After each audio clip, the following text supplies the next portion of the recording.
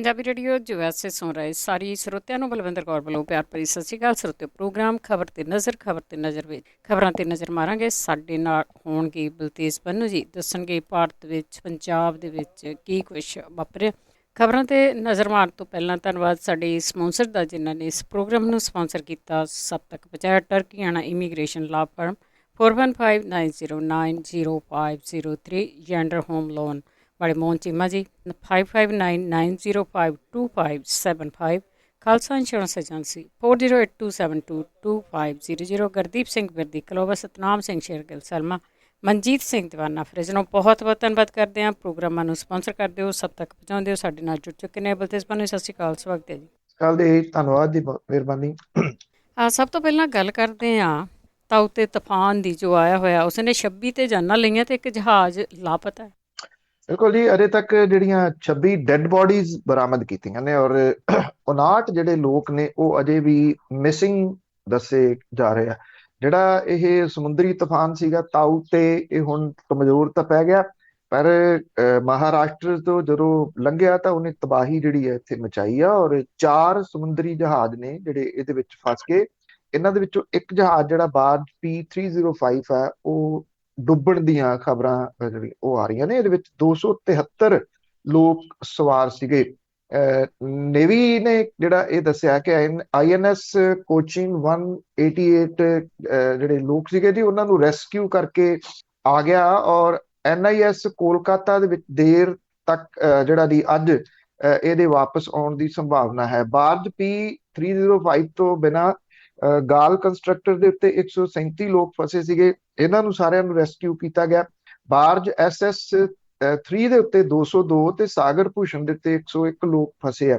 Navy ਦੇ ਮੁਤਾਬਕ ਇਹ ਸਾਰੇ ਲੋਕ ਸੁਰੱਖਿਅਤ ਨੇ, ਇਹਨਾਂ ਨੂੰ ਖਾਣ ਪੀਣ ਦੀਆਂ ਚੀਜ਼ਾਂ ਜਿਹੜੀਆਂ ਉਹ ਮੁਹੱਈਆ ਕਰਵਾਈਆਂ ਗਈਆਂ ਨੇ ਔਰ ਇਹਨਾਂ ਜਹਾਜ਼ਾਂ ਨੂੰ ONGC ਦੀ ਮਦਦ ਦੇ ਨਾਲ ਖਿੱਚ ਕੇ ਵਾਪਸ ਲਿਆਉਣ ਦੀ ਕੋਸ਼ਿਸ਼ ਜਿਹੜੀ ਉਹ ਕੀਤੀ ਜਾ ਰਹੀ ਹੈ। ਮੁੰਬਈ ਤੋਂ ਕੋਈ 175 ਕਿਲੋਮੀਟਰ ਦੂਰ ਹੀਰਾ ਫੀਲਡਸ ਦੇ ਵਿੱਚ ਬਾਰਜ P305 ਰੈਸਕਿਊ ਜਿਹੜਾ ਆਪਰੇਸ਼ਨ ਹੈ ਉਹ ਜਾਰੀ ਹੈ। ਇਹਦੇ ਉੱਤੇ ਸਭ ਤੋਂ ਜ਼ਿਆਦਾ 273 ਲੋਕ ਸਵਾਰ ਸੀਗੇ ਔਰ ਇਹਨੂੰ ਕੱਢਣ ਦੇ ਵਾਸਤੇ INS ਤੇ ਕੋਲਕਾਤਾ ਤੇ INS ਕੋਚਿਨ ਜਿਹੜੇ ਆ ਉਹ ਜੁਟੇ ਹੋਏ ਆ।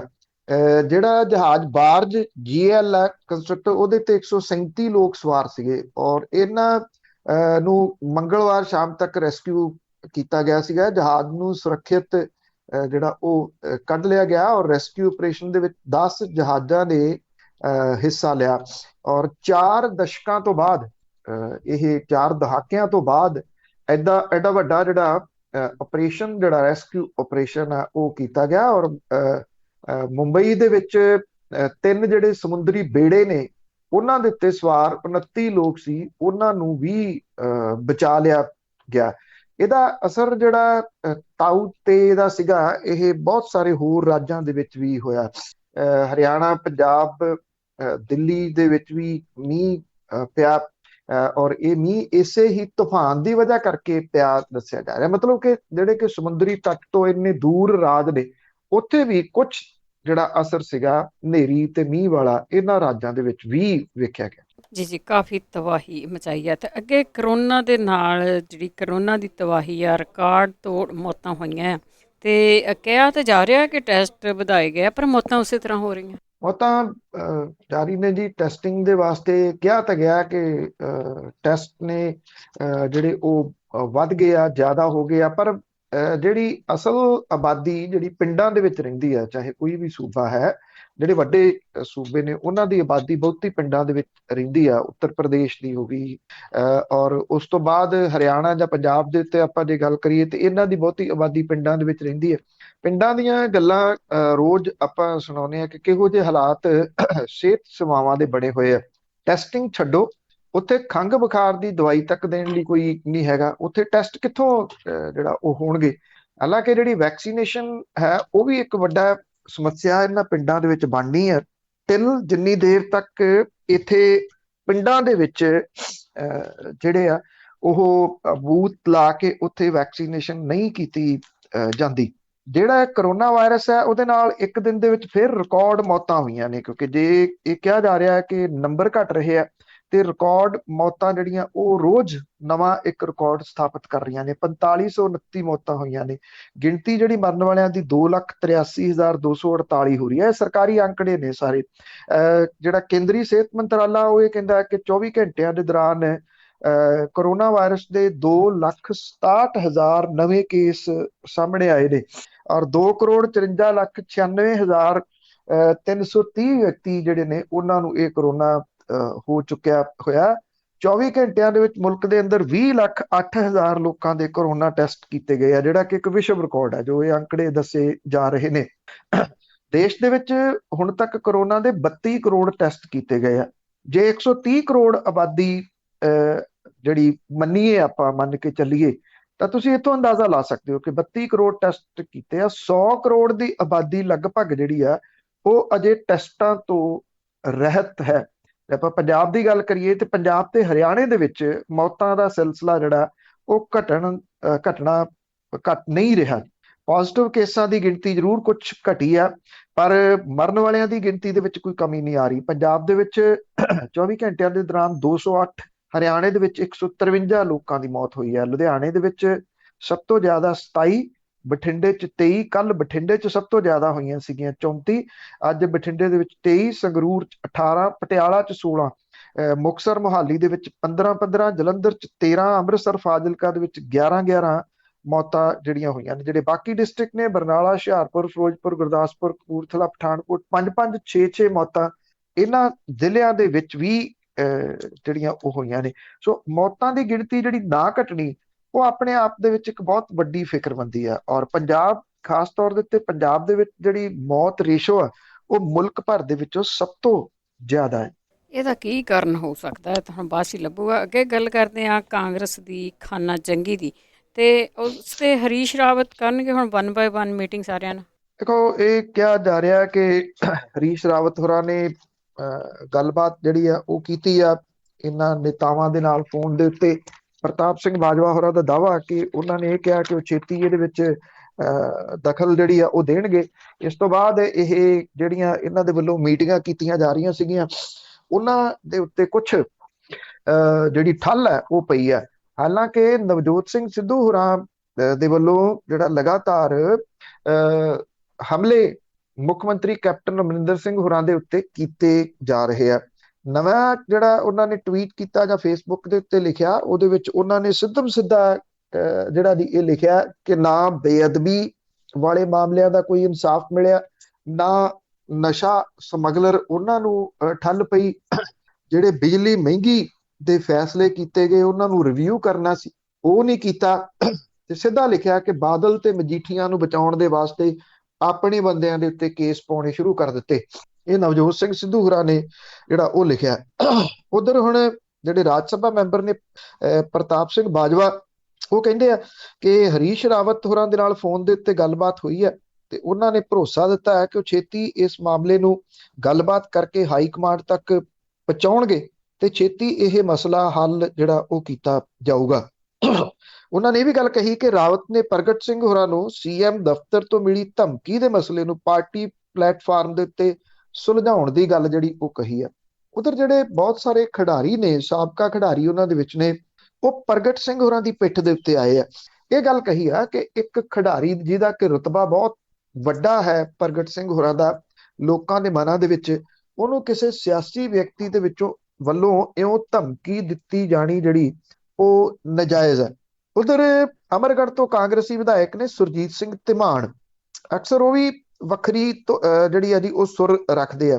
ਉਹਨਾਂ ਨੇ ਮੁੱਖ ਮੰਤਰੀ ਨੂੰ ਚਿੱਠੀ ਲਿਖੀ ਹੈ ਜਿਹਦੇ ਵਿੱਚ ਕੈਪਟਨ ਸੰਦੀਪ ਸੰਧੂ ਦੇ ਵੱਲੋਂ ਪ੍ਰਗਟ ਸਿੰਘ ਨੂੰ ਦਿੱਤੀ ਗਈ ਧਮਕੀ ਦੀ ਆਲੋਚਨਾ ਕਰਦਿਆਂ ਹੋਇਆ ਵਿਜੀਲੈਂਸ ਬਿਊਰੋ ਨੂੰ ਸੱਤਾਧਾਰੀ ਸਰਕਾਰਾਂ ਦਾ ਤੋਤਾ ਕਿਹਾ।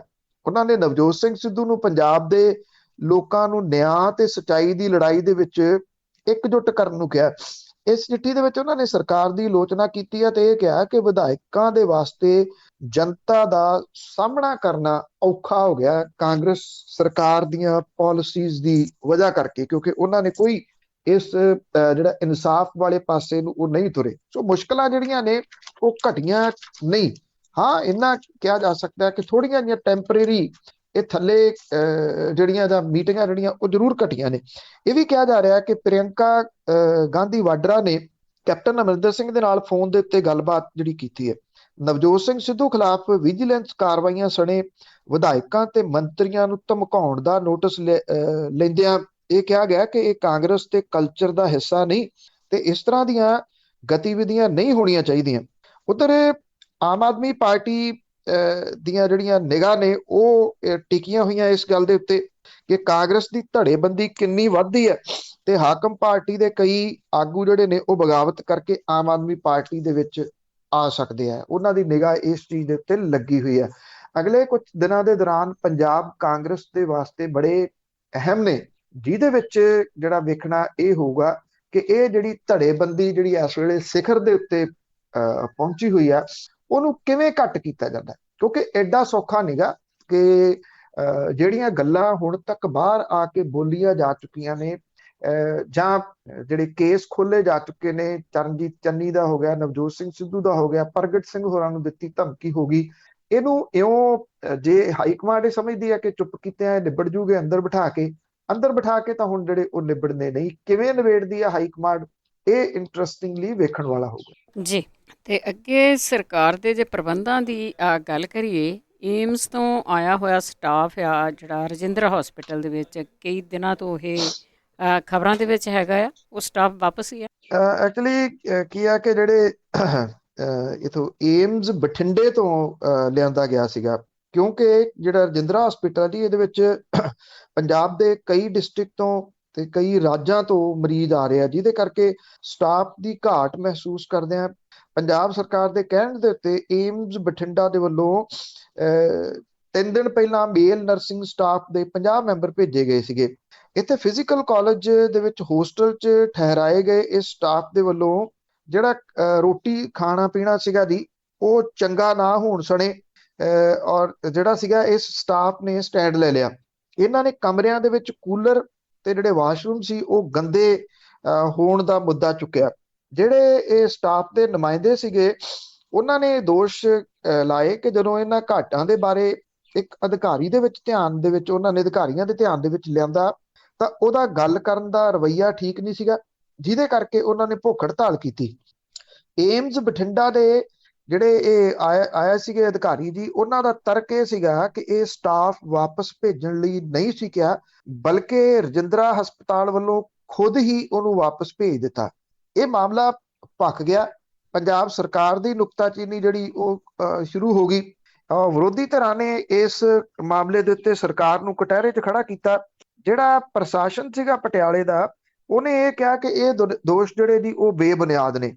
ਰਜਿੰਦਰਾ ਹਸਪੀਟਲ ਦੇ ਅਧਿਕਾਰੀ ਜਿਹੜੇ ਆ ਉਹਨਾਂ ਨੇ ਮੁੱਢੋਂ ਰੱਦ ਕੀਤਾ ਕਿ ਉਹਨਾਂ ਨੇ ਕਿਹਾ ਕਿ ਇਹ ਸਟਾਫ ਬਹੁਤ ਹਾਈਫਾਈ ਜਿਹੜੀਆਂ ਫੈਸਿਲਿਟੀਜ਼ ਭਾਲ ਰਿਹਾ ਸੀਗਾ ਜਿਹੜੀਆਂ ਕਿ ਉਹ ਨਹੀਂ ਸੀ ਪ੍ਰੋਵਾਈਡ ਕਰ ਸਕਦੇ, ਜਿਹਦੇ ਕਰਕੇ ਇਹ ਸਟਾਫ ਆਪੇ ਹੀ ਚਲੇ ਗਿਆ। ਜਦੋਂ ਕਿ ਉਹ ਸਟਾਫ ਇਹ ਕਹਿੰਦਾ ਕਿ ਰਜਿੰਦਰਾ ਹਸਪੀਟਲ ਨੇ ਸਾਨੂੰ ਕਿਹਾ ਕਿ ਤੁਸੀਂ ਵਾਪਸ ਚਲੇ ਜਾਓ, ਅਸੀਂ ਤੁਹਾਨੂੰ ਇਹ ਫੈਸਿਲਿਟੀਜ਼ ਪ੍ਰੋਵਾਈਡ ਨਹੀਂ ਕਰ ਸਕਦੇ।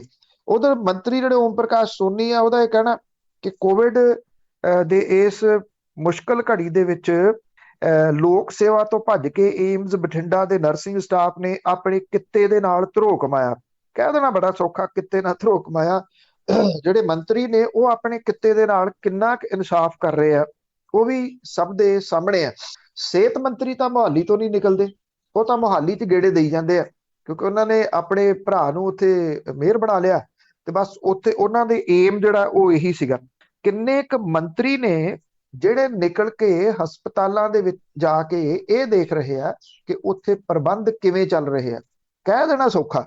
ਜਿਹੜੇ ਡਾਕਟਰ ਤੇ ਇਹ ਮੈਡੀਕਲ ਸਟਾਫ ਹੈ, ਕਿਉਂਕਿ ਇੱਕ ਬਹੁਤ ਸਟ੍ਰੈਸ ਦੇ ਵਿੱਚੋਂ ਇਹ ਲੋਕ ਲੰਘ ਰਹੇ ਆ। ਗਿਣਤੀ ਘੱਟ ਹੈ, ਪ੍ਰੈਸ਼ਰ ਜ਼ਿਆਦਾ। ਸਰਕਾਰੀ ਹਸਪੀਟਲਾਂ ਦੇ ਉੱਤੇ ਬਹੁਤ ਜ਼ਿਆਦਾ ਪ੍ਰੈਸ਼ਰ ਹੈ ਇਸ ਵੇਲੇ। ਜੇ ਕੁਝ ਚੀਜ਼ਾਂ ਇਹ ਸਟਾਫ ਮੰਗਦਾ ਜਿਹੜੀਆਂ ਉਹ ਰਹਿਣ ਸਹਿਣ ਚੰਗੇ ਦੀ ਜਿਹੜੀ ਉਹ ਗੱਲ ਕਰਦਾ, ਤੇ ਇਹਦੇ ਵਿੱਚ ਕੀ ਗਲਤ ਹੈ? ਸਰਕਾਰ ਕਿੰਨਾ ਪੈਸਾ ਆਪਣੇ ਕਾਫਲਿਆਂ ਦੇ ਉੱਤੇ ਉਹਦੇ ਉੱਤੇ ਜਿਹੜਾ ਉਹ ਖਰਚਦੀ ਆ, ਕਿ ਇਹ ਡਾਕਟਰਾਂ ਦੇ ਰਹਿਣ ਸਹਿਣ ਦੇ ਵਾਸਤੇ ਇਹ ਪੈਸੇ ਨਹੀਂ ਜਿਹੜਾ ਦੀ ਉਹ ਖਰਚ ਸਕਦੀ? ਪਰ ਖਰਚਣਾ ਨਹੀਂ ਜਿਹੜਾ ਉਹ ਚਾਹੁੰਦੀ। ਸਿਰਫ ਦੋਸ਼ ਜਿਹੜਾ ਉਹ ਲਾ ਦਿੱਤਾ ਗਿਆ ਜੀ ਕਿ ਉਹ ਭੱਜ ਗਏ ਨੇ। ਭੱਜਿਆ ਕੌਣ ਹੈ ਇਹ ਸਭ ਨੂੰ ਪਤਾ ਜੀ ਇਸ ਵੇਲੇ ਆਪਣੀਆਂ ਜ਼ਿੰਮੇਵਾਰੀਆਂ। ਜੀ ਜੀ, ਦੂਜਿਆਂ ਲਈ ਤਾਂ ਕੁਛ ਨਹੀਂ ਇਹਨਾਂ ਦੇ ਕੋਲ। ਅੱਗੇ ਗੱਲ ਕਰਦੇ ਆ, ਭਾਰੀ ਮੀਂਹ ਨੇ ਕਿਸਾਨ ਜੋ ਮੋਰਚੇ ਤੇ ਬੈਠੇ ਆ ਉਹਨਾਂ ਦੀਆਂ ਮੁਸ਼ਕਲਾਂ ਤਾਂ ਵਧਾਈਆਂ, ਪਰ ਕਿਸਾਨ ਫਿਰ ਵੀ ਡਟੇ ਹੋਏ। ਕੋ ਬਹੁਤ ਸਿਰੜੀ ਲੋਕ ਨੇ ਇਹ। ਉਹ ਜਿਹੜੇ ਰੌਲਾ ਗੋਲਾ ਪਾਉਣ ਵਾਲੇ ਸੀ ਉਹ ਤਾਂ ਹੈ ਨਹੀਂ ਹੁਣ। ਇਹ ਤਾਂ ਠਰੱਮੇ ਵਾਲੇ ਲੋਕ ਨੇ ਜਿਹੜੇ ਉੱਥੇ ਕਾਨਿਆਂ ਦੀਆਂ ਜਿਹੜੀਆਂ ਉਹ ਪਾ ਕੇ ਝੁੱਗੀਆਂ ਉਹਨਾਂ ਦੇ ਵਿੱਚ ਟਰਾਲੀਆਂ ਦੇ ਵਿੱਚ ਅਜੇ ਵੀ ਡਟੇ ਹੋਏ ਆ। ਲੋਹੜੇ ਦੀ ਠੰਡ ਆਪਣੇ ਸਰੀਰਾਂ ਤੇ ਇਹਨਾਂ ਲੋਕਾਂ ਨੇ ਝੱਲੀ। ਗਰਮੀ ਝੱਲ ਰਹੇ ਨੇ, ਮੀਂਹ ਹਨੇਰੀ ਝੱਲਦੇ ਨੇ। ਹਨੇਰੀਆਂ ਬਹੁਤ ਆ ਰਹੀਆਂ ਨੇ ਇਸ ਵਾਰੀ। ਹਨੇਰੀ ਆਉਂਦੀ ਆ, ਪੱਟ ਦਿੰਦੀ ਆ ਸਾਰਾ ਕੁਛ। ਹਨੇਰੀ ਜਾਣ ਦੀ ਦੇਰ ਆ, ਰੱਸੀਆਂ ਫੜ ਕੇ ਫੇਰ ਬੰਨਣੀਆਂ ਸ਼ੁਰੂ ਕਰ ਦਿੰਦੇ ਨੇ। ਸਮੁੰਦਰੀ ਤੂਫਾਨ ਜਿਹੜਾ ਤਾਊ ਤੇ ਸੀਗਾ ਉਹਦੇ ਕਰਕੇ ਦਿੱਲੀ ਦੇ ਨੇੜੇ ਤੇੜੇ ਵੀ ਜਿਹੜਾ ਸੀ ਇਹਨੇ ਬਹੁਤ ਤਬਾਹੀ ਮਚਾਈ। ਮੌਸਮ ਦੇ ਵਿੱਚ ਤਾਂ ਠੰਡਕ ਆ ਗਈ ਇਹਦੇ ਨਾਲ, ਪਰ ਦਿੱਲੀ ਦੀਆਂ ਬਰੂਹਾਂ ਦੇ ਉੱਤੇ ਮੋਰਚੇ ਗੱਡੀ ਬੈਠੇ ਕਿਸਾਨ ਜਿਹੜੇ ਸੀ ਉਹਨਾਂ ਦੇ ਵਾਸਤੇ ਇਹ ਮੀਂਹ ਨੇ ਮੁਸੀਬਤ ਜ਼ਰੂਰ ਖੜੀ ਕੀਤੀ। ਜਿਹੜੇ ਟੈਂਟ ਤੇ ਝੁੱਗੀਆਂ ਜਿਹੜੀਆਂ ਪਾਈਆਂ ਨੇ ਉਹਦੇ ਹੇਠੋਂ ਦੀ ਪਾਣੀ ਵਗਣ ਲੱਗ ਪਿਆ। ਲੰਗਰਾਂ ਵਾਲੇ ਜਿਹੜੇ ਟੈਂਟ ਸੀ ਉਹਨਾਂ ਦੇ ਵਿੱਚ ਰਸਦ ਨੂੰ ਨੁਕਸਾਨ ਜਿਹੜਾ ਉਹ ਪਹੁੰਚਿਆ। ਇਹ ਮੀਂਹ ਜਿਹੜਾ ਮੋਰਚਿਆਂ ਤੇ ਡਟੇ ਕਿਸਾਨਾਂ ਲਈ ਉਹਨੇ ਮੁਸ਼ਕਲਾਂ ਪੈਦਾ ਕੀਤੀਆਂ। ਪਰ ਜਿਹੜੇ ਉੱਥੇ ਡਟੇ ਕਿਸਾਨ ਨੇ ਉਹ ਕਹਿੰਦੇ ਕਿ ਸਾਡੀ ਸਿਹਤ ਤੇ ਕੋਈ ਅਸਰ ਨਹੀਂ, ਸਾਡੇ ਹੌਸਲੇ ਬੁਲੰਦ ਨੇ ਤੇ ਅਸੀਂ ਹਰ ਮੁਸੀਬਤ ਦਾ ਸਾਹਮਣਾ ਕਰਨ ਦੇ ਵਾਸਤੇ ਤਿਆਰ ਹੈ। ਕੋਈ ਵੀ ਕਹਿੰਦੇ ਨੇ ਕਿ ਕੁਦਰਤ ਦੀ ਕਰੋਪੀ ਕਿਸਾਨਾਂ ਦੇ ਵਾਸਤੇ ਹੁਣ ਦੀ ਗੱਲ ਨਹੀਂ ਹੈ। ਇਹ ਮੁੱਢ ਕਤੀਨ ਤੋਂ ਕਿਸਾਨਾਂ ਦੇ ਨਾਲ ਆਢਾ ਲੈਂਦੀ ਆਈ ਹੈ। ਕਦੀ ਔੜ ਲੱਗੀ, ਕਦੀ ਹੜ੍ਹ ਆ ਗਏ, ਕਿਸਾਨ ਹਰ ਸਾਲ ਇਹਨਾਂ ਨੂੰ ਝੱਲਦੇ ਆ। ਟੈਂਟਾਂ ਤੇ ਟਰਾਲੀਆਂ ਦਾ ਜਿਹੜਾ ਉਹ ਨੁਕਸਾਨ ਹੋਇਆ। ਲੰਗਰ ਦਾ ਵੀ ਜਿਹੜਾ ਲੰਗਰ ਪ੍ਰਬੰਧ ਹੈ ਉਹਦਾ ਵੀ ਨੁਕਸਾਨ ਹੋਇਆ। ਪਰ ਜਦੋਂ ਇਹ ਤੂਫਾਨ ਲੰਘਿਆ ਤੇ ਝਾੜੂ ਫੜ ਕੇ ਇਹ ਜਿਹੜੇ ਕਿਸਾਨ ਨੇ ਉਹਨਾਂ ਨੇ ਪਾਣੀ ਉੱਥੋਂ ਟੈਂਟਾਂ ਦੇ ਵਿੱਚੋਂ ਕੱਢਣਾ ਜਿਹੜਾ ਉਹ ਸ਼ੁਰੂ ਕਰ ਦਿੱਤਾ। ਇਹ ਹੌਸਲੇ ਵਾਲੀ ਗੱਲ ਹੈ, ਕਿਉਂਕਿ ਅੱਜ ਜਦੋਂ ਆਪਾਂ ਗੱਲ ਕਰ ਰਹੇ ਹਾਂ ਸਾਡੇ ਇੱਥੇ 20 ਤਰੀਕ ਹੋ ਚੁੱਕੀ ਹੋਈ ਹੈ। 26 ਤਰੀਕ ਨੂੰ 6 ਮਹੀਨੇ ਜਿਹੜੇ ਉਹ ਹੋ ਜਾਣਗੇ ਇਹਨਾਂ ਕਿਸਾਨਾਂ ਨੂੰ ਇਹਨਾਂ ਦਿੱਲੀ ਦੀਆਂ ਸਰਹੱਦਾਂ ਦੇ ਉੱਤੇ ਡਟਿਆ ਹੋਇਆ।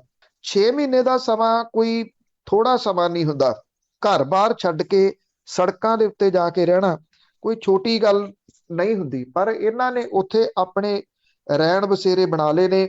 ਜਿਹੜੇ ਲੋਕ ਸੋਸ਼ਲ ਮੀਡੀਆ ਦੇ ਉੱਤੇ ਜੋ ਨੀਵੇਂ ਪੱਧਰ ਦੀ ਬਕਵਾਸ ਤੱਕ ਜਿਹੜਾ ਨਹੀਂ ਉਹ ਜਾਂਦੇ ਨੇ, ਉਹ ਲੋਕ ਇਹਨਾਂ ਦੇ ਸਿਰੜ ਦੀ ਗੱਲ ਹੁਣ ਨਹੀਂ ਕਰਦੇ, ਕਿਉਂਕਿ ਉਹਨਾਂ ਦਾ ਜਿਹੜਾ ਮਕਸਦ ਸੀਗਾ ਉਹ ਇਸ ਮੋਰਚੇ ਨੂੰ ਤਾਰ ਪੀਡੋ ਕਰਨਾ ਸੀ, ਜਿਹਦੇ ਵਿੱਚ ਉਹ ਸਫਲ ਨਹੀਂ ਹੋ ਸਕੇ। ਇਹਦੇ ਵਿੱਚ ਵਿਦੇਸ਼ਾਂ 'ਚ ਬੈਠੇ ਕੁਝ ਜਿਹੜੇ ਉਹ ਧੜੇ ਵੀ ਹੈਗੇ ਆ ਜਿਨ੍ਹਾਂ ਨੇ ਇੰਨਾ ਕੁਛ ਸੋਸ਼ਲ ਮੀਡੀਆ ਦੇ ਉੱਤੇ ਇਹਨਾਂ ਦੇ ਬਾਰੇ ਦੇ ਵਿੱਚ ਲਿਖਿਆ।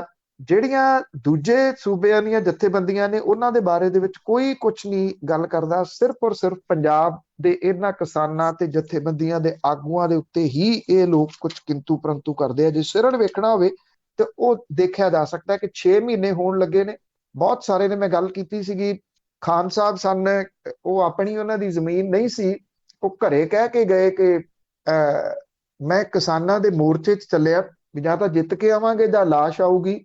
ਬਿਮਾਰ ਹੋ ਗਏ, ਇੱਥੇ ਹਸਪੀਟਲ ਦੇ ਵਿੱਚ ਲਿਆਂਦੇ ਗਏ, ਘਰੇ ਵਾਕਿਆ ਹੀ ਉਹਨਾਂ ਦੀ ਮ੍ਰਿਤਕ ਦੇ ਜਿਹੜੀ ਉਹ ਆਈ। ਇਹ ਉਹ ਸਿਰੜੀ ਲੋਕ ਨੇ ਜਿਹੜੀ ਆਪਣੀ ਕਹੀ ਹੋਈ ਗੱਲ ਪੁਗਾ ਰਹੇ ਨੇ। ਦੂਜੇ ਜਿਹੜੇ ਸੀਗੇ ਜੀ ਉਹ ਕੱਚ ਘਰੜੇ ਦੇ ਉਹ ਹੁਣ ਜਿਹੜੇ ਉੱਥੇ ਬੈਠੇ ਲੋਕ ਨੇ ਉਹ ਕਿਸੇ ਵੀ ਹਾਲਤ ਦੇ ਵਿੱਚ ਵਾਪਸ ਪਰਤਣ ਦੇ ਵਾਸਤੇ ਤਿਆਰ ਨਹੀਂ, ਜਿੰਨੀ ਦੇਰ ਤੱਕ ਸਰਕਾਰ ਉਹਨਾਂ ਦੀ ਗੱਲ ਨਹੀਂ ਮੰਨਦੀ ਜੀ। ਕਹਿਰ ਵੀ ਬਹੁਤ ਹੋਇਆ ਜੀ ਐਤਕੀ ਮੌਸਮ ਕਰਕੇ। ਅੱਗੇ ਅੰਮ੍ਰਿਤਸਰ ਦਾ ਹਸਪੀਟਲ ਹੈ ਜਿੱਥੇ ਮੌਤਾਂ ਬਹੁਤ ਹੋਈਆਂ ਸੀਗੀਆਂ, ਤੇ ਹੁਣ ਉਸ ਹਸਪੀਟਲ ਨੂੰ ਹੀ ਜ਼ਿੰਮੇਵਾਰ ਮੌਤਾਂ ਦਾ ਠਹਿਰਾ ਦਿੱਤਾ ਗਿਆ, ਜਦ ਕਿ ਕੋਈ ਵੀ ਉਸ ਨੂੰ ਸਹਾਇਤਾ ਨਹੀਂ ਦਿੱਤੀ। ਇਹ ਨੀਲਕੰਠ ਹਸਪੀਟਲ ਹੈ। ਪਿਛਲੇ ਦਿਨੀ ਇੱਥੇ ਆਕਸੀਜਨ ਦੀ ਘਾਟ ਦੇ ਨਾਲ ਮੌਤਾਂ ਹੋਈਆਂ ਸੀਗੀਆਂ। ਇਹਨਾਂ ਜਿਹੜੀਆਂ ਮੌਤਾਂ ਸੀਗੀਆਂ ਉਦੋਂ ਬਹੁਤ ਰੌਲਾ ਪਿਆ ਸੀਗਾ। 6 ਮੌਤਾਂ ਹੋਈਆਂ ਸੀਗੀਆਂ। ਤਾਂ ਹੁਣ ਇੱਕ ਕਮੇਟੀ ਬਣਾਤੀ, ਜਿਹੜੀ 2 ਮੈਂਬਰੀ ਕਮੇਟੀ ਸੀਗੀ, ਬਣਾਤੀ। 26ਵੇਂ ਦਿਨ ਉਹਨੇ ਆਪਣੀ ਰਿਪੋਰਟ ਡਿਪਟੀ ਕਮਿਸ਼ਨਰ ਅੰਮ੍ਰਿਤਸਰ ਨੂੰ ਦੇ ਦਿੱਤੀ। ਜਾਂਚ ਕਮੇਟੀ ਨੇ ਨੀਲਕੰਠ ਹਸਪੀਟਲ ਪ੍ਰਬੰਧ ਨੂੰ ਪੂਰੇ ਤਰੀਕੇ ਨਾਲ ਦੋਸ਼ੀ ਪਾਇਆ, ਕਈ ਖਾਮੀਆਂ ਸਿਲਸਿਲੇਵਾਰ ਗਣਵਾਈਆਂ। ਸਿਹਤ ਮਹਿਕਮੇ ਤੇ ਡਿਸਟ੍ਰਿਕਟ ਪ੍ਰਸ਼ਾਸਨ ਦੇ ਅਧਿਕਾਰੀਆਂ ਨੂੰ ਕਲੀਨ ਚਿੱਟ ਦੇ ਦਿੱਤੀ। ਇਹਦੇ 'ਚ ਹਸਪਤਾਲ ਨੇ ਮਰੀਜ਼ਾਂ ਦੀ ਮੌਤ ਤੋਂ ਪਹਿਲਾਂ ਆਕਸੀਜਨ ਸਪਲਾਈ ਦੀ ਮੋਨੀਟਰਿੰਗ ਦੇ ਵਾਸਤੇ ਬਣੇ ਸਿਹਤ ਮਹਿਕਮੇ ਦੇ WhatsApp ਗਰੁੱਪ ਦੇ ਵਿੱਚ 2 ਵਾਰੀ ਆਕਸੀਜਨ ਸਿਲੰਡਰਾਂ ਦੀ ਡਿਮਾਂਡ ਕੀਤੀ ਸੀ। ਇਹ ਕਿਹਾ ਸੀਗਾ ਜਾਂ ਤਾਂ ਆਕਸੀਜਨ ਦੇ ਸਿਲੰਡਰ ਦੇ ਦਿਓ, ਜਾਂ ਜਿਹੜੇ ਆਕਸੀਜਨ ਦੇ ਉੱਤੇ ਮਰੀਜ਼ ਨੇ ਉਹਨਾਂ ਨੂੰ ਦੂਸਰੇ ਹਸਪਤਾਲਾਂ ਦੇ ਵਿੱਚ ਸ਼ਿਫਟ ਕਰ ਦਿਓ। ਅੱਛਾ, ਇਹਦੇ ਵਿੱਚ ਇੰਟਰਸਟਿੰਗਲੀ ਜਿਹੜੀ ਇਹ ਆ ਕਿ ਜਿਹੜੀ 2 ਮੈਂਬਰੀ ਕਮੇਟੀ ਬਣਾਈ, ਉਹਦੇ ਵਿੱਚ civil surgeon doctor Charanjit Singh 2 memory committee 'ਚ ਸੀ, ਤੇ ਜਿਹੜੇ ਇਹ WhatsApp ਗਰੁੱਪ ਬਣਿਆ ਸੀਗਾ ਉਹਦੇ ਵਿੱਚ ਐਡਮਿਨ ਉਹ ਨੇ ਗਰੁੱਪ ਦੇ। ਜਦੋਂ ਐਡਮਿਨ ਉਹ ਨੇ ਤੇ ਉਹ ਮੈਸੇਜ ਨਾ ਪੜ੍ਹਦੇ ਹੋਣਗੇ, ਉਦੋਂ ਤਾਂ ਉਹਨਾਂ ਦੇ ਕਿਸੇ ਮੈਸੇਜ ਦਾ ਕੋਈ ਜਵਾਬ ਨਹੀਂ ਦਿੱਤਾ ਗਿਆ। ਕਮੇਟੀ ਬਣਾ ਲਈ, ਕਮੇਟੀ ਬਣਾ ਕੇ ਆਪਣੇ ਆਪ ਨੂੰ ਉਹਦੇ ਵਿੱਚੋਂ ਬਚਾ ਲਿਆ। ਪ੍ਰਸ਼ਾਸਨ ਨੂੰ ਬਚਾਉਣਾ ਹੀ ਸੀ, ਕਿਉਂਕਿ ਡਿਪਟੀ ਕਮਿਸ਼ਨਰ ਨਹੀਂ ਤਾਂ ਇਹਦੇ ਵਿੱਚ ਆਉਂਦੇ ਸਨ, ਜਿਹੜੇ ਕਿ ਮੇਨ ਪ੍ਰਸ਼ਾਸਨਿਕ ਅਧਿਕਾਰੀ ਹੁੰਦੇ ਨੇ। ਡਿਪਟੀ ਕਮਿਸ਼ਨਰ ਤੋਂ ਬਾਅਦ ਇਹਦੇ ਵਿੱਚ ਸਿਹਤ ਮੰਤਰੀ ਦੀ ਗੱਲ ਆਉਂਦੀ, ਸਿਹਤ ਮੰਤਰਾਲੇ ਦੀ ਗੱਲ ਆਉਂਦੀ ਹੈ, ਫਿਰ ਆਉਂਦੀ ਹੈ ਸਰਕਾਰ ਦੀ ਗੱਲ। ਉਹਨਾਂ ਨੂੰ ਕੱਢਣਾ ਜ਼ਰੂਰੀ ਸੀਗਾ। ਜਿਹੜਾ WhatsApp ਗਰੁੱਪ ਦੇ ਵਿੱਚ ਇਸ ਨੀਲਕੰਠ ਹਸਪੀਟਲ ਹੈ, ਉਹਨੇ ਜਿਹੜਾ ਮੰਗਿਆ, ਉਹਦੀ ਚੈਟ ਜਿਹੜੀ ਉਹ ਵਾਇਰਲ ਹੋਈ ਹੈ, ਜਿਹਦੇ ਵਿੱਚ ਉਹਨਾਂ ਨੇ ਜਿਹੜੀ ਇਹ ਗੱਲ ਕਹੀ ਹੈ ਕਿ ਅਸੀਂ ਸ਼ਾਰਟ ਆਫ ਆਕਸੀਜਨ ਆ, ਔਰ ਅਸੀਂ ਉਹ ਕਹਿੰਦੇ ਕਿ ਅਸੀਂ ਹਰੇਕ ਨੂੰ ਕਾਲ ਕਰਨ ਦੀ ਕੋਸ਼ਿਸ਼ ਕਰ ਰਹੇ ਹਾਂ ਪਰ ਸਾਨੂੰ ਕੋਈ ਰਿਸਪੌਂਸ ਨਹੀਂ ਮਿਲ ਰਿਹਾ, ਸਾਨੂੰ ਦੱਸੋ ਅਸੀਂ ਕੀ ਕਰੀਏ, ਸਾਨੂੰ ਅਰਜੈਂਟ ਬੇਸਿਸ ਦੇ ਉੱਤੇ ਸਿਲੰਡਰ ਚਾਹੀਦੇ ਨੇ। ਇਹ ਚੈਟ ਦੇ ਵਿੱਚ ਲਿਖਿਆ ਆ। ਕੋਈ ਰਿਪਲਾਈ ਉਹਨੂੰ ਅੱਗੋਂ ਇਸ WhatsApp ਗਰੁੱਪ ਨੇ ਨਹੀਂ ਦਿੱਤਾ, ਜਿਹੜਾ ਕਿ ਇਸ ਵਾਸਤੇ ਬਣਾਇਆ ਸੀਗਾ। ਸਾਰੇ ਜ਼ਿਲ੍ਹਿਆਂ ਦੇ ਬਣੇ ਹੋਏ ਨੇ ਕਿ ਕਿਸੇ ਨੂੰ ਮੁਸ਼ਕਲ ਆਉਂਦੀ ਹੈ ਤੇ ਉਹਦੇ ਉਹ ਗਰੁੱਪ ਦੇ ਵਿੱਚ ਲਿਖੇ ਤੇ ਉਹਦਾ ਹੱਲ ਕੱਢਿਆ ਜਾਊਗਾ। ਇਹ ਹੁਣ ਜਿਹੜਾ ਸੀਗਾ 2 ਮੈਂਬਰੀ ਕਮੇਟੀ ਨੇ ਨੀਲਕੰਠ, ਇਹ 'ਚ ਕੋਈ ਸ਼ੱਕ ਨਹੀਂ ਗਾ ਜੀ, ਇਹਦੇ 'ਚ ਇਹ ਨਹੀਂ ਹੈਗਾ ਕਿ ਜਿਹੜੇ ਪ੍ਰਾਈਵੇਟ ਹਸਪੀਟਲ ਨੇ ਉਹਨੂੰ ਕੋਈ ਕਲੀਨ ਚਿੱਟ ਹੈ, ਪਰ ਕੱਲੇ ਪ੍ਰਾਈਵੇਟ ਜਿਹੜੇ ਹੁਣ ਪ੍ਰਾਈਵੇਟ ਹਸਪੀਟਲ ਨੇ ਉਹਨਾਂ ਨੂੰ ਹੈਂਡਲ ਕਿਹਨੇ ਕਰਨਾ? ਜਿਹੜੇ ਰਾਜਨੀਤਿਕ ਲੋਕ ਨੇ, ਇਹ ਉਹਨਾਂ ਤੋਂ ਲੈਂਦੇ ਫੰਡ ਜਿਹੜੇ ਇਲੈਕਸ਼ਨਾਂ ਦੇ ਵੇਲੇ। ਇਸ ਕਰਕੇ ਉਹਨਾਂ ਦੀ ਇਹ ਪ੍ਰੋਟੈਕਸ਼ਨ ਜਿਹੜੀ ਆ ਉਹ ਕਰਦੇ ਆ। ਤੇ ਜਦੋਂ ਮੁਸੀਬਤ ਆਣ ਬਣੀ, ਉਦੋਂ ਝਾੜ ਕੇ ਪੱਲਾ ਛਾਲ ਮਾਰ ਕੇ ਦੂਜੇ ਪਾਸੇ ਹੋ ਗਏ ਤੇ ਉਹ ਹਸਪੀਟਲ ਜਿਹੜਾ ਸੀ ਉਹ ਕੱਲਾ ਟੰਗਤਾ। ਉਹਦਾ ਲਾਇਸੈਂਸ ਜਿਹੜਾ ਉਹ ਸਸਪੈਂਡ ਕਰਨ ਦੀ ਗੱਲ ਆਖੀ ਗਈ ਆ। ਉਹਨੂੰ ਗਰੁੱਪ ਦੇ ਵਿੱਚੋਂ ਜਿਹੜਾ ਗਰੁੱਪ ਹੁੰਦਾ ਹਸਪੀਟਲਾਂ ਦਾ, ਜਿਹੜੇ ਜਿੱਥੇ ਇਲਾਜ ਹੋ ਸਕਦੇ, ਉਸ ਗਰੁੱਪ ਦੇ ਵਿੱਚੋਂ ਉਹਨੂੰ ਬਾਹਰ ਜਿਹੜਾ ਉਹ ਕਰ ਦਿੱਤਾ ਗਿਆ। ਇਹਨੂੰ ਕਹਿੰਦੇ ਨੇ ਕਿ ਕੁ-ਪ੍ਰਬੰਧ ਜਿਹੜੇ ਜੀ, ਮਤਲਬ ਕਿ ਕੁਝ ਪਤਾ ਹੀ ਨਹੀਂ ਢਾਂਚਾ ਕਿਹੜੇ ਤਰੀਕੇ ਦੇ ਨਾਲ ਚਲਾਉਣਾ, ਕੋਈ ਤਿਆਰੀ ਨਹੀਂ 1 ਸਾਲ ਦੇ ਦੌਰਾਨ ਕੀਤੀ, ਕੁਝ ਨਹੀਂ ਪਤਾ ਕਿ ਕਿਹੜੇ ਹਸਪੀਟਲ ਨੇ ਕੀ ਕਰਨਾ। ਏਮਜ਼ ਵਾਲੀ ਗੱਲ ਤੁਹਾਨੂੰ ਦੱਸੀ ਹੈ, ਜਿਹੜਾ ਸਟਾਫ ਕੱਢ ਦਿੱਤਾ ਗਿਆ ਸੀਗਾ ਅਕਤੂਬਰ ਮਹੀਨੇ, ਕਿ ਅਜੇ ਇਹ ਉਸ ਨੂੰ ਮੰਨਣਗੇ ਕਿ ਇਹਨਾਂ ਨੇ ਗਲਤੀ ਕੀਤੀ ਸੀ ਉਸ ਸਟਾਫ ਨੂੰ ਕੱਢ ਕੇ? ਕਦੇ ਵੀ ਨਹੀਂ ਜੀ, ਕਦੇ ਵੀ ਨਹੀਂ। ਅੱਗੇ ਅਮਿਤਾਭ ਬੱਚਨ ਵੱਲ ਦੀ ਗੱਲ ਕਰਦੇ ਹਾਂ। ਉਸ ਦਾ ਮਾਮਲਾ ਜੋ ਕਾਫੀ ਭਖ ਰਿਹਾ, ਪਰ ਉਸ ਦਾ ਕੋਈ ਪੁਰਾਣਾ ਮੈਸੇਜ ਚੱਕ ਕੇ ਸਿਰਸਾ ਗਰੁੱਪ ਵੱਲੋਂ ਘੁਮਾਇਆ ਜਾ ਰਿਹਾ। ਦੇਖੋ, ਐਕਚੁਅਲੀ ਇਹ ਦਿੱਲੀ ਸਿੱਖ ਗੁਰਦੁਆਰਾ ਮੈਨੇਜਮੈਂਟ ਕਮੇਟੀ ਨੂੰ ਕਰੋੜਾਂ ਰੁਪਏ ਦਾਨ ਦੇਣ ਦੇ ਮਾਮਲੇ ਜਿਹੜਾ ਜੀ, ਇਹ ਅਜੇ ਵੀ ਉਸੇ ਤਰੀਕੇ ਦੇ ਨਾਲ ਭਖਦਾ ਤੁਰਿਆ ਜਾ ਰਿਹਾ ਜੀ ਮਾਮਲਾ। ਹੁਣ ਇਸ ਫਿਲਮੀ ਅਦਾਕਾਰ ਦਾ ਨਵੰਬਰ 2011 ਦੇ ਵਿੱਚ ਅਕਾਲ ਤਖਤ ਦੇ ਉਦੋਂ ਦੇ ਜਥੇਦਾਰ ਨੂੰ ਭੇਜੀ ਚਿੱਠੀ ਜਿਹੜੀ ਆ ਉਹ ਸੋਸ਼ਲ ਮੀਡੀਆ ਦੇ ਉੱਤੇ ਵਾਇਰਲ ਕੀਤੀ ਜਾ ਰਹੀ ਹੈ ਇੱਕ ਧੜੇ ਦੇ ਵੱਲੋਂ। ਚਿੱਠੀ ਦੇ ਵਿੱਚ ਉਹਨੇ ਸਿੱਖ ਕਤਲੇਆਮ ਬਾਰੇ ਲੱਗ ਰਹੇ ਦੋਸ਼ਾਂ ਦਾ ਸਪਸ਼ਟੀਕਰਨ ਦਿੱਤਾ ਸੀਗਾ। ਅਕਾਲ ਤਖਤ ਦੇ ਉੱਤੇ ਕੁਝ ਹੋਰ ਚਿੱਠੀਆਂ ਵੀ ਪਹੁੰਚੀਆਂ ਨੇ, ਜਿਹਦੇ ਵਿੱਚ ਅਦਾਕਾਰ ਦੇ ਵੱਲੋਂ ਦਿੱਤੇ ਗਏ 2 ਕਰੋੜ ਰੁਪਏ ਨੂੰ ਸਵੀਕਾਰ ਕਰਨਾ ਜਾਇਜ਼ ਦੱਸਿਆ ਗਿਆ। ਇਹਦੇ ਵਿੱਚ ਇੰਦਰਾ ਗਾਂਧੀ ਕਤਲकांड ਦੇ ਵਿੱਚ ਸ਼ਾਮਲ ਸ਼ਹੀਦ ਕੇਰ ਸਿੰਘ ਦੇ ਮੁੰਡੇ ਚਰਨਜੀਤ ਸਿੰਘ ਤੇ ਸ਼੍ਰੋਮਣੀ ਅਕਾਲੀ ਦਲ ਦੇ SC ਵਿੰਗ ਦੇ ਸੀਨੀਅਰ ਮੀਤ ਪ੍ਰਧਾਨ ਚੰਨਣ ਸਿੰਘ ਜੋਧਪੁਰੀ ਨੇ ਅਕਾਲ ਤਖਤ ਤੇ ਚਿੱਠੀਆਂ ਸੌਂਪੀਆਂ ਨੇ। ਦਿੱਲੀ ਕਮੇਟੀ ਦੀ ਮਨੁੱਖਤਾ ਦੇ ਭਲਾਈ ਸੰਬੰਧੀ ਕੰਮਾਂ ਦੇ ਵਿੱਚ ਵਿਘਨ ਪਾਉਣ ਵਾਲਿਆਂ ਦੇ ਖਿਲਾਫ ਕਾਰਵਾਈ ਕਰਨ ਦੀ ਅਪੀਲ ਜਿਹੜੀ ਉਹ ਕੀਤੀ ਹੈ, ਕਿਉਂਕਿ ਇਦੋਂ ਪਹਿਲਾਂ ਮਨਜੀਤ ਸਿੰਘ ਜੀਕੇ ਤੇ ਸਿੱਖ ਕਤਲੇਆਮ ਦੇ ਪੀੜਤ ਬਾਬੂ ਸਿੰਘ ਦੁਖੀਆ, ਨਿਰਪ੍ਰੀਤ ਕੌਰ ਹੋਰਾਂ ਦੇ ਵੱਲੋਂ ਦਿੱਲੀ ਕਮੇਟੀ ਦੇ ਪ੍ਰਧਾਨ ਮਨਜਿੰਦਰ ਸਿੰਘ ਸਿਰਸਾ ਦੇ ਖਿਲਾਫ ਚਿੱਠੀ ਦੇ ਕੇ ਕਾਰਵਾਈ ਕਰਨ ਦੀ ਮੰਗ ਕੀਤੀ ਗਈ ਸੀ ਕਿ ਇਹਨਾਂ ਦੇ ਵੱਲੋਂ ਅਮਿਤਾਭ ਬੱਚਨ ਦੇ ਕੋਲੋਂ ਕਰੋੜਾਂ ਰੁਪਏ ਦੀ ਮਦਦ ਲੈਣ ਦਾ ਵਿਰੋਧ ਕੀਤਾ ਜਾ ਰਿਹਾ ਸੀਗਾ। ਜਿਹੜੀ ਚਿੱਠੀ ਹੁਣ ਸੋਸ਼ਲ ਮੀਡੀਆ ਦੇ ਉੱਤੇ ਵਾਇਰਲ ਕੀਤੀ ਗਈ ਆ, ਉਹਦੇ ਵਿੱਚ ਉਹਨੇ ਸਿੱਖ ਕਤਲੇਆਮ ਸੰਬੰਧੀ ਲੱਗ ਰਹੇ ਦੋਸ਼ ਨਕਾਰੇ ਤੇ ਬੇਬੁਨਿਆਦ ਕਰਾਰ ਦਿੱਤੇ ਨੇ। ਉਹਨੇ ਇਹ ਚਿੱਠੀ 28 ਨਵੰਬਰ 11 ਨੂੰ ਮੁੰਬਈ ਤੋਂ ਸ਼੍ਰੋਮਣੀ ਕਮੇਟੀ ਮੈਂਬਰ ਗੁਰਿੰਦਰ ਸਿੰਘ ਬਾਵਾ ਦੇ ਰਾਹੀਂ ਅਕਾਲ ਤਖਤ ਤੇ ਉਦੋਂ ਦੇ ਜਥੇਦਾਰ ਨੂੰ ਭੇਜੀ ਸੀ। ਉਸ ਵੇਲੇ ਉਹਨੂੰ ਅਨੰਦਪੁਰ ਸਾਹਿਬ ਦੇ ਵਿੱਚ ਬਣੇ ਖਾਲਸਾ ਹੈਰੀਟੇਜ ਦੇ ਉਦਘਾਟਨ ਵੇਲੇ ਸ਼ਾਮਲ ਹੋਣ ਦਾ ਸੱਦਾ ਦਿੱਤਾ ਗਿਆ ਸੀ, ਪਰ ਉਸ ਵੇਲੇ ਵੀ ਸਿੱਖ ਕਤਲੇਆਮ ਦੇ ਬਾਰੇ ਲੱਗ ਰਹੇ ਦੋਸ਼ਾਂ ਕਰਕੇ ਉਹ ਪ੍ਰੋਗਰਾਮ ਵਿੱਚ ਸ਼ਾਮਲ ਹੋਣ ਲਈ ਨਹੀਂ ਸੀ ਆਇਆ, ਜਿਹਦਾ ਜ਼ਿਕਰ ਉਹਨੇ ਉਸ ਚਿੱਠੀ ਦੇ ਵਿੱਚ ਵੀ ਕੀਤਾ। ਉਹਨੇ ਆਪਣੇ ਪਰਿਵਾਰ ਦੇ ਸਿੱਖ ਪਿਛੋਕੜ ਦਾ ਜ਼ਿਕਰ ਕੀਤਾ। ਉਹਨੇ ਲਿਖਿਆ ਕਿ ਇਹਦੇ 'ਚ ਕੋਈ ਸ਼ੱਕ ਨਹੀਂ ਕਿ ਗਾਂਧੀ ਪਰਿਵਾਰ ਦੇ ਨਾਲ ਉਹਦੇ ਪੁਰਾਣੇ ਪਰਿਵਾਰਕ ਸੰਬੰਧ ਨੇ, ਪਰ ਸਿੱਖ ਭਾਈਚਾਰੇ ਦੇ ਕੁਝ ਲੋਕਾਂ ਵੱਲੋਂ ਲਾਏ ਗਏ ਦੋਸ਼ਾਂ ਬਾਰੇ ਕਦੀ ਉਹ ਸੋਚ ਵੀ ਨਹੀਂ ਸਕਦਾ।